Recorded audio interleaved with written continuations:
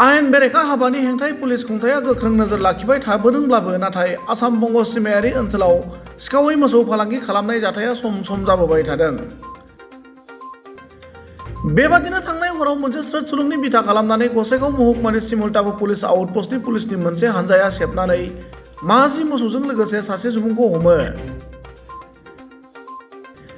AS-17C 6595 आरो AS-17C 7688 नम्बरनि गंनै बोलेर' पिकआप भेनाव फिथाइ सामथाइ लाबोनाय गारिखौ पुलिसनि हानजाया सिग्रोमनायाव सिखावै लाबोनाय 50 मोसौखौ हमनो हायो आरो शहीदुर रहमान मुंनि सासे ड्राइभारखौ हमनो हायोब्लाबो गुबुन सासे ड्राइभारा खोमसिनि खाबु लानानै खारखोमालाङो होनना पुलिसनि बिथिंनिफ्राय मिथिहोदों।